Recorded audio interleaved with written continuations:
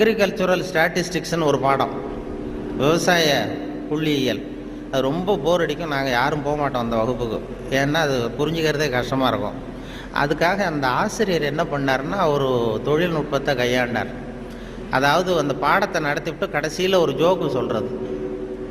அந்த ஜோக்கு அந்த வயசில் நமக்கு என்ன பிடிக்குமோ, அதாவது இந்த வயசில் உங்களுக்கு என்ன பிடிக்குமோ அது அப்படிப்பட்ட ஜோக்காக சொல்லி எங்களை உடனே அந்த வகுப்புக்கு எல்லாரையும் வரும்படியாக பண்ணிட்டார். அப்போ அந்த விவசாய புள்ளியியல் துறை பேராசிரியர், அதனுடைய பாதிப்பு தான் எனக்கு எது சொன்னாலும் கடைசியில் எதையாவது ஒரு வேடிக்கையாக ஒன்று சொல்கிறதுங்கிறது. அந்த ஆசிரியருடைய பாதிப்பு. அவர் என்ன பண்ணுவார், ரொம்ப கடுமையான விஷயங்களை சொல்லிவிட்டு பாடம் முடிகிறப்போ ஒரு ஜோக்கு சொல்லுவார். அப்போ ஏதாவது பத்திரிகைகளில், வெளிநாட்டு பத்திரிகைகளில் படிச்சுட்டு சொல்லுவார். அவர் அப்போ 40 வருஷத்துக்கு முன்னாடி சொன்னது இப்போது இன்னமும் ஞாபகம் இருக்குது எனக்கு. அது என்ன, அவர் சொன்ன அந்த ஜோக்குகளில் ஒன்று என்னென்னா, ஒரு பெரிய குண்டான ஆள், ரொம்ப எடை அதிகம். அவன் இந்த எடையை குறைக்கிறது எப்படின்னு முயற்சி பண்ணான். முதல்ல எவ்வளவு எடை இருக்கும் அப்படின்னு சொல்லி ஒரு எடை போடுற மிஷினில் ஏறி நின்று காசை போட்டானா. டிக்கெட் விழுந்தது. அதில் எழுதியிருக்கும், என்ன எழுதியிருக்கு அப்படின்னு பார்த்தா, ஒரு சமயத்தில் ஒருவர் மட்டுமே ஏறி நிற்கவும் அப்படின்னு இருந்துதான். இவன் புரிஞ்சுக்கிட்டான் என்னாச்சுன்னா, சரி நமக்கு நிலைமை சரியில்லை, இதை எப்படியும் எடையை குறைக்கணும், இதுக்கு என்ன பண்ணுறதுன்னா அந்த நேரம் அமெரிக்கா போக வேண்டிய வாய்ப்பு கிடச்சிது. அமெரிக்கா போய் அங்கே சுற்றி பார்த்துக்கிட்டு இருக்கும்போது ஒரு இடத்துல போர்டு போட்டிருந்து தான், உங்கள் எடை குறைய வேண்டுமா இங்கே வாருங்கள் அப்படின்னு விளம்பரம். உடனே இவன் ஆவலாக அங்கே போனான். அங்கே ஒரு இடத்துல அந்த மேனேஜர் மாதிரி ஒரு ரிசப்ஷனில் ஒரு பொண்ணு உட்காந்துருந்தது. என்ன ஏன்னா, நான் இந்தியாவிலேருந்து வந்திருக்கேன், எனக்கு எடை குறையணும் அப்படின்னா, உனக்கு ஆர்டினரி ட்ரீட்மெண்ட் வேணுமா, ஸ்பெஷல் ட்ரீட்மெண்ட் வேணுமா? ஆர்டினரி, டீலக்ஸ்னு 2 ட்ரீட்மெண்ட்டு கொடுக்குறோம் எடையை குறைக்கிறதுக்கு, உனக்கு எது வேணும்னு கேட்டிருக்க அந்த அம்மா.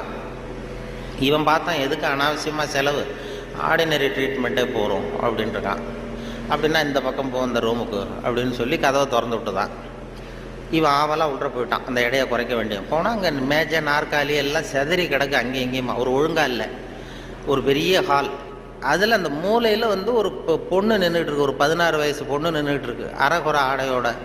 இவனுக்கு என்ன ஆசைன்னா, அந்த பொண்ணை போய் தொடணும்னு ஒரு ஆசை. அதனால் இப்படி சுற்றி சுற்றி ஓடுறான் அந்த மேஜை நாற்காலியை சுற்றி. அந்த பொண்ணு இவன் கையில் அகப்படாமல் அதுவும் தப்பிச்சு ஓடி வந்துக்கிட்டு இருக்கு. ஒரு 15 நிமிஷம் துரத்துறான், அதுவும் சுற்றிக்கிட்டே இருக்குது. 15 நிமிஷம் கழித்து இந்த மேனேஜர், அந்த பொண்ணு ட்ரீட்மெண்ட்டே இவ்வளவு தான், ஒரு 10 நாள் இப்படி வந்தீங்கன்னா சரியாக போடும், எடை குறைஞ்சிரும் அப்படின்ட்டு. இவன் வந்தவன் என்ன பண்ணா, சரி ஆர்டினரியே இப்படி இருந்தால் ஸ்பெஷல் ட்ரீட்மெண்ட் எப்படி இருக்கும் அப்படின்னு யோசனை பண்ணான்.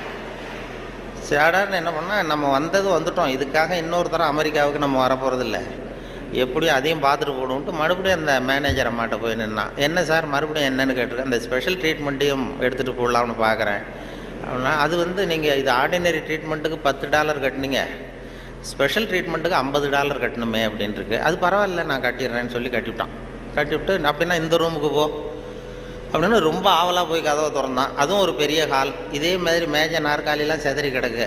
அந்த மூலையில் தேடுறான், யார் நிற்கிறான்னு பார்த்தா ஒரு 90 வயசு கிழவி. அவ இவனை துரத்துறா.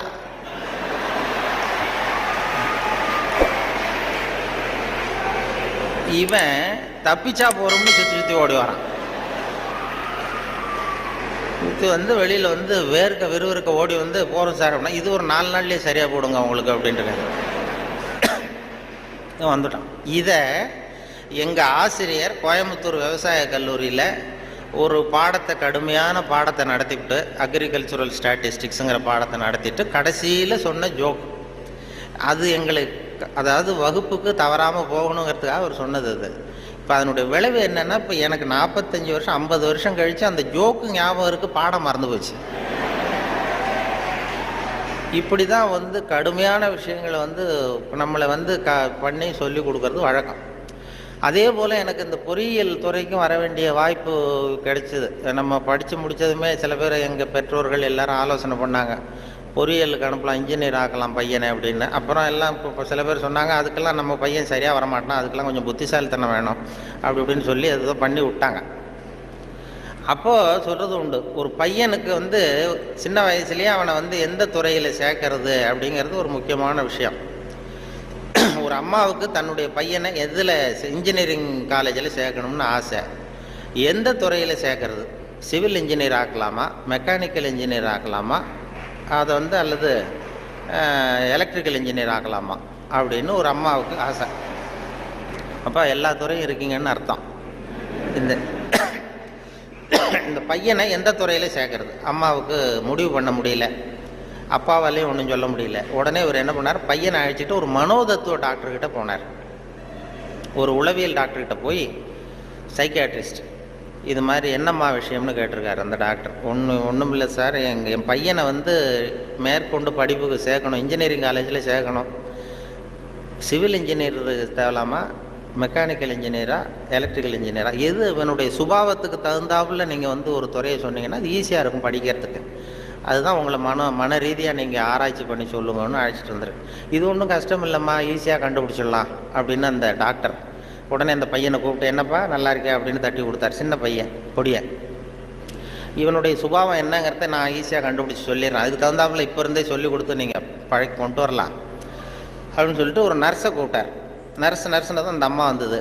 இந்த பாரு, இது மாதிரி ஒரு மேஜையில் ஒரு சுத்தியல் கொண்டு வந்து வை, ஒரு குரடு கொண்டு வந்து வை, ஒரு ஸ்க்ரூ டிரைவரை கொண்டு வந்து வை. இந்த பையனை அப்படி கொண்டு வந்து விடுவோம்.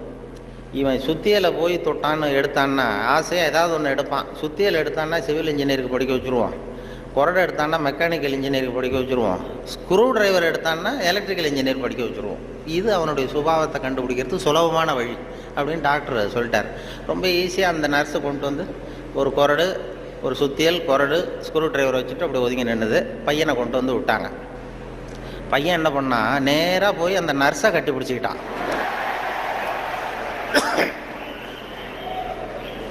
உடனே அந்த டாக்டர் சொன்னாராம், இவனை வந்து டாக்டருக்கு படிக்க வச்சுருங்க, அதுதான் அவனுக்கு அவன் சுபாவத்துக்கு பொருத்தமாக இருக்கும் அப்படின்னு சொல்லுவாங்க. அப்படி ஒருத்தருடைய சின்ன வயசுலேயே நம்ம எந்த துறைக்கு கொண்டு போகலாம் என்ன ஏதுங்கிறது இளையும் பயிர் முளையில் தெரியும்பாங்கள்ல, சின்ன வயசுலேயே தெரிஞ்சிடும். அது பெரிய பெரிய இதெல்லாம். ஒரு பெரிய எழுத்தாளர் மேல்நாட்டில் பிற்காலத்தில் வந்து பெரிய எழுத்தாளர் ஆனாராம். அவருக்கு சின்ன வயசில் படிக்கும் பொழுது ஒரு கட்டுரை எழுத சொல்லியிருக்கிறார் வாத்தியார். என்ன கட்டுரைன்னா விபத்து அப்படின்னு தலைப்பு. விபத்துன்னு சொல்லி ஒரு கட்டுரை அல்லது கதை எழுதுங்கன்னு சொல்லியிருக்கார். இந்த சின்ன பையனாக இருக்கும்போது எழுதுனானான். அவன் பிற்காலத்தில் பெரிய நாவலிஸ்ட், பெரிய எழுத்தாளரானான். சின்ன வயசுலேயே அவன் விபத்துங்கிற தலைப்புக்கு என்ன எழுதுனா, ஒவ்வொரு வரியிலையும் ஒவ்வொரு திருப்பம். அதாவது ஒரு 10வது மாடியில் ஒருத்தன் வெள்ளை அடிச்சுக்கிட்டு இருந்தான் அப்படின்னு எழுதுறான். 10வது மாடியில் வெளிப்பக்கமாக நின்றுக்கிட்டு ஒருத்தன் வெள்ளை அடிச்சுக்கிட்டு இருந்தான். துரதிர்ஷ்டவசமாக அந்த வெள்ளை அடித்தவன் கால் தவறி கீழே விழுகிறான், விழுந்துக்கிட்டு இருக்கான். அதிர்ஷ்டவசமாக அந்த நேரம் சாலையில் ஒரு வைக்கோல் வண்டி வந்து கொண்டிருந்தது. அடுத்த வரி. அடுத்தது, துரதிர்ஷ்டவசமாக அந்த வைக்கோலின் நடுவே ஒரு கடப்பாரை சொருகியிருந்தார்கள். அதிர்ஷ்டவசமாக இவன் அந்த கடப்பாறையில் விழவில்லை. துரதிர்ஷ்டவசமாக அவன் வைக்கோலிலும் விழாமல் தரையில் விழுந்து செத்து போட்டான். இந்த ஆள் இதை எழுதினவன் பிற்காலத்தில் பெரிய எழுத்தாளர் ஆகிட்டாரான். பெரிய இதாகி அப்படி வந்து சுபாவம் வந்து சின்ன வயசுலேயே தெரியும் யார் யாருக்கு என்ன அப்படின்னு சொல்லி. நமக்கெல்லாம் அது இந்த இப்போ நம்ம ஆசிரியர்களுக்கே சில சுபாவங்கள் உண்டு. அது உங்களுக்கெல்லாம் தெரிஞ்ச விஷயமா இருக்கும். ஒவ்வொரு அவங்கவுங்க துறை சம்மந்தப்பட்ட இதாக இருக்கும். அதாவது ஒரு 3 பேராசிரியர்கள் ஒரு ஊருக்கு போனாங்க. ஒரு பெரிய பல்கலைக்கழகத்தில் இது மாதிரி பேசுகிறதுக்கு 3 துறை பேராசிரியர்கள் போனாங்க. ஒரு உடற்பயிற்சி ஆசிரியர், ஒரு ஃபிசிக்ஸ் பேராசிரியர், ஒரு கணக்கு வாத்தியார், 3 பேரும் போனாங்க. கணித பேராசிரியர். இது மாதிரி ஒரு விழாவில் பேசி முடித்ததும் கொண்டு போய் கெஸ்ட் ஹவுஸில் 3 பேரையும் தங்க வச்சாங்க. நாளைக்கு மறுநாள் அவங்க ஊருக்கு போகணும். இது மாதிரி விழாவில் கலந்துக்கிட்டு முடிஞ்சதும் கணித பேராசிரியருக்கு ஒரு ரூம், இவருக்கு அந்த ஃபிசிக்ஸ் பேராசிரியருக்கு ஒரு ரூமு, உடற்பயிற்சி ஆசிரியருக்கு ஒரு ரூம் போட்டு கொடுத்தாச்சு. இது மேல்நாட்டில் நடந்தது. அதனால் என்னென்னா அவங்களுக்கு அந்த ஆகாரம்லாம் டப்பாவிலே வச்சுருக்குறாங்க. அந்த டப்பாவில் டின்னு ஃபுட்டுங்கிறாங்கல்ல, அது மாதிரி டின்னில் அடைச்சி அவங்க ரூமில் வேண்டிய ஆகாரம்லாம் வச்சு கொடுத்துட்டாங்க. கொண்டு போய் விட்டு வந்துட்டாங்க. அந்த வந்துட்டு மறுநாள் காலையில் எழுந்திரிச்சார் இந்த ஆர்கனைசர். அப்போ தான் அவருக்கு அப்படியே பதறி போயிட்டார். ராத்திரி அந்த 3 பேராசிரியர்களுக்கும் 3 டப்பாவில் உணவு கொடுத்தோம், ஆகாரம். அது திறக்கிறதுக்கான கருவியை கொடுக்காம வந்துட்டோம். திறக்கிறதுக்கு ஒரு பொருள் அது இல்லாமல் கொடுத்தோம். எப்படி அவங்க டப்பாவை திறந்தாங்களா சாப்பிட்டாங்களா என்னன்னு தெரியல அப்படின்னு இவர் பதறி போய் விடிஞ்சதும் ஓடுறாரு விழுந்தடிச்சு. இந்த வரவேற்றார் ஓடி போய் முதல்ல அந்த உடற்பயிற்சி ஆசிரியர் கதவை திறந்தாராம். ரூமை திறந்தா அவர் நிம்மதியாக தூங்கிட்டு இருக்காரு. டப்பா திறந்து கிடக்கு, சாப்பிட்ருக்காரு. சாப்பிட்டுட்டு நிம்மதியாக தூங்கிட்டு இருக்காரு. உடனே இவர் போய் தட்டி எழுப்பி, எப்படி சார் அந்த டப்பாவை திறந்தீங்க, அந்த இதை கொடுக்கலையே நாங்கள் உங்களுக்கு அப்படின்னு. இது என்ன சார், உடல் பலம் தான் சார் முக்கியம், டப்பாவை பலம் ஓங்கி கீழே அடித்தேன் திறந்துட்டுது, அது என்ன பெரிய காரியம் அப்படின்னு சொல்லி உடற்பயிற்சி செஞ்சுட்டேன், அதனால் சாப்பிட்டேன் இருக்கார். பரவாயில்ல சார் அப்படின்னு சொல்லி அடுத்த ரூமுக்கு ஓடி இருக்கார். அங்கே ஃபிசிக்ஸ் வாத்தியார் உட்காந்துருக்கார். அவரும் அதே மாதிரி நிம்மதியாக தூங்கியிருக்காரு. இது டப்பா திறந்து கிடக்கு. போய் திறந்து, எப்படி சார் திறந்தீங்க நீங்கள் டப்பாவை அப்படின்னா, அது என்ன சார், எந்த இடத்துல ப்ரெஷர் கொடுக்கணும்னு எனக்கு தெரியும், அந்த இடத்துல அழுத்தினா திறந்துட்டுது டப்பா, அது நமக்கு டெக்னிக்கு வந்தது தானே அப்படின்னு அந்த திறந்து சாப்பிட்டேன்ட்டார். இவர் அப்பாடா நிம்மதியாக போச்சு. அடுத்தது கணக்கு வாத்தியார் ரூமுக்கு ஓடினார். அங்கே போனால் அவர் தூங்கவும் இல்லை, டப்பாவும் திறக்கலை, மூடியே இருக்கு. என்ன பண்ணுறீங்க அப்படின்னு சொல்லி அந்த கணக்கு ஏதோ ஒரு எழுதிட்டு இருக்காரு பேப்பரில். கணக்கு வாத்தியார், என்ன சார் பண்ணிகிட்டு இருக்கீங்க அப்படின்னு கேட்டிருக்காரு. அவர் ஒன்றும் இல்லை, அஸ்யூம் தி டப்பா இஸ் ஓப்பன் அப்படின்னு சொல்லி மேற்கொண்டு கணக்கு போட்டுக்கிட்டு இருக்கார் சார் அப்படின்னாராம். இது ஒவ்வொருத்தருக்கும் ஒரு சுபாவங்கிறது அது இயல்பாக அமையிறது. ஆசிரியர்களுக்கு எல்லாருக்குமே அப்படி அமையிறது. என்னோட படித்தவர்கள் இன்றைக்கி பல பேர், ஒருத்தன் தான் ஒரு சின்ன வயசில் ஒரு பையன் ஜானகிராமன் ஒருத்தன் பக்கத்தில் என்ன பென்சிலாலேயே குத்திக்கிட்டு இருப்பான். இன்றைக்கி அவன் கும்பகோணத்தில் இன்றைக்கி பெரிய டாக்டர், எல்லாருக்கும் ஊசி போட்டுக்கிட்டுறான். அப்படி சின்ன வயசுலேயே சுபாவம், அவங்க யார் யார் எப்படி வருவாங்க அப்படின்னு தெரியும். அவங்களுடைய அந்த படிக்கும் பொழுதே அந்த இது தெரியும். என்னோட படித்தவர்கள் நிறைய பேர் அது மாதிரி ஒரு துறையில் வந்திருக்கிறாங்க. சில பேர் இந்த நான் சொன்னது மாதிரி மேல்நாட்டில் ஒரு பெரிய பிரபலமான வக்கீல். அந்த வக்கீல் சின்ன வயசு அவர்கிட்ட வாதாடுறதுக்கு எல்லாரும் பயப்படுவாங்களாம். அந்த வக்கீல் சின்ன வயசில் எப்படி இருந்தான் அப்படின்னு சொல்லி அவங்க அம்மா சொல்லியிருக்கிறாங்க ஒரு பேட்டியில். அவங்க இந்த பையன் இவன் சின்ன வயசுலேயே வருங்காலத்தில் பெரிய வக்கீல் ஆகிடுவான்னு எனக்கு தெரியும் அப்படின்னு சொல்லியிருக்கிறாங்க. என்ன பண்ணான்னா, அப்பா பேப்பர் படிச்சுட்டு உட்காந்துருக்காரு, அம்மா சமயக்கட்டில் இருக்கிறாங்க. இவன் பையன் அவன் ரூமில் ஏதோ பண்ணிகிட்டு இருக்கான். ஒரு பூனை வீல்னு கத்திக்கிட்டு இருக்கு. அம்மா கதறிக்கிட்டு இருக்க ஒரு பூனை. உடனே அம்மாவுக்கு புரிஞ்சு போச்சு, டேய் அந்த பூனை வாழை பிடிச்சி இழுக்காதரா அப்படின்னு கத்திருக்கு அந்த அம்மா. பூனை வாழை பிடிச்சி இழுக்காதரான்னு. ஆமாம், இங்கேயும் சில பூனைகள் இருக்கு, அது வாழை யாரும் பிடிச்சி இழுத்துறாதீங்க. அது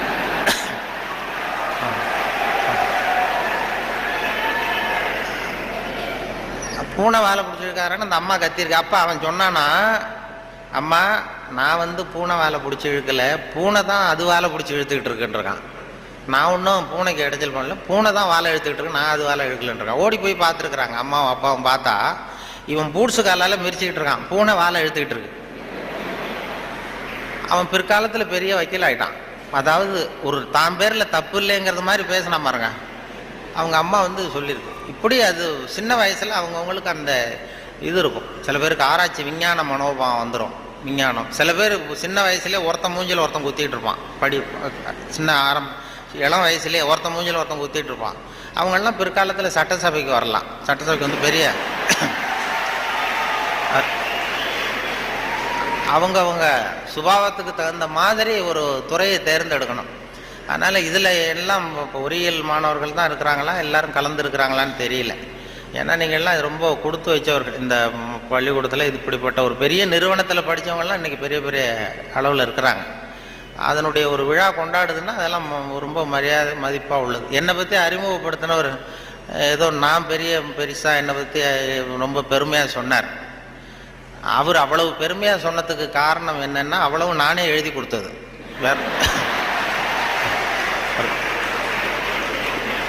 அது ஏன்னா வந்ததுமே ஒரு பேப்பரை கொடுத்து, அந்த கெஸ்ட் ஹவுஸுக்கு போகும்பொழுது ஒரு 2 பேப்பரை கொடுத்து உன்னை பற்றி எழுதிட்டு வான்னு சொல்லி கொடுத்து அனுப்புனார். உடனே எழுதிட்டு கொடுத்தேன், அப்படியே படித்தார்.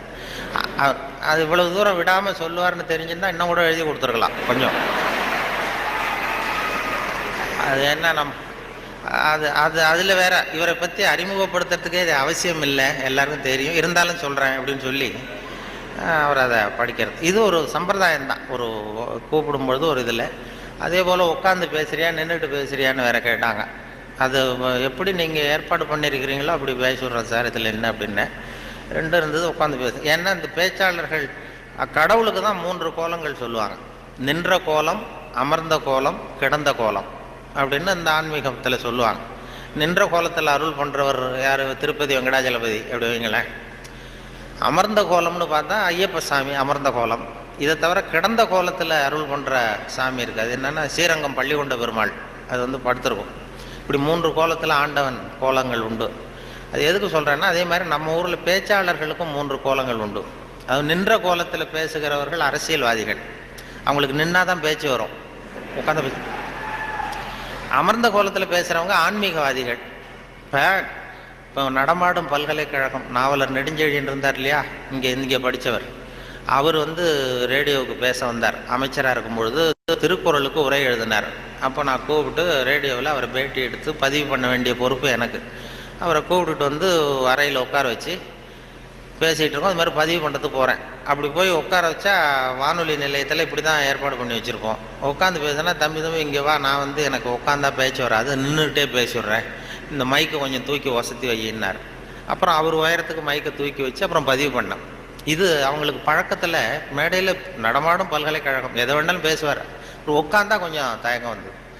அது அரசியல் அப்படி. அது ஆன்மீகவாதிகள். இப்போ கிருபானந்த வாரியாரெல்லாம் கூப்பிட்றோம் வானொலி நிலையத்துக்கு, அவரை உட்கார வச்சு தான் பதிவு பண்ணுவோம். அவரை வந்து நின்றுக்கிட்டே பேசுங்க சார்னு சொல்ல முடியாது. அதனால் நின்ற கோலம் பேசுகிறவங்க அரசியல்வாதிகள், அமர்ந்த கோலத்தில் பேசுகிற பேச்சாளர்கள் ஆன்மீகவாதிகள். இதே மாதிரி கிடந்த கோலத்தில் பேசுகிறவங்களும் உண்டு நம்ம ஊரில். இந்த சாராய கடை வாசலில் பார்த்தீங்கன்னா அவங்களெலாம் கிடந்த கோல பேச்சாளர்கள். நல்ல வேலையாக என்னை வந்து நீ கிடந்த கோலத்தில் பேசுன்னு சொல்லாமல் இங்கே 2 கோலத்துக்கு ஏற்பாடு பண்ணி வச்சுருக்கிறாங்க. நின்ற கோலம், அமர்ந்த கோலம். இப்படி ஒரு படுக்கையை போட்டு வச்சுட்டா இங்கே வரக்கூடிய பேச்சாளர்கள் எது பிடிக்குதோ அப்படி பேசிகிட்டு இருக்கலாம். அது வசதி. ஏன்னா இது ரொம்ப விரிவான ஒரு என்னமோ 70 mm மாதிரி இருக்குதுன்னு சொன்னார் வரும்போது சொன்னாங்க. அது அதுவும் இந்த துணைவேந்தர் ரொம்ப கலை நுணுக்கத்தோடு இதை பண்ணியிருக்கிறார், இன்னும் நிறைய வேலையெல்லாம் இருக்குது இல்லை அப்படின்னு சொல்லி ரொம்ப பெருமையாக சொன்னார்கள். இந்த பொறியியல் அது வந்து அந்த கலை நுணுக்கம் இன்னும் என்னென்ன வேலை இருக்குது, நிறைய செஞ்சுருக்கேன். இது எல்லாம் இந்த பெருமை அவருக்கு தான் சொல்லி பெருமையாக சொன்னாங்க. இது இப்படிப்பட்ட பெரிய ஹாலில் ஒருத்தரை உட்கார வச்சாதான் இன்னமும் வர்றோம். ஆமாம், இதுக்கெல்லாம் ஒரு 20-30 பேர் வரிசையாக உட்காந்தா நல்லாயிருக்கும் இந்த ஹால்.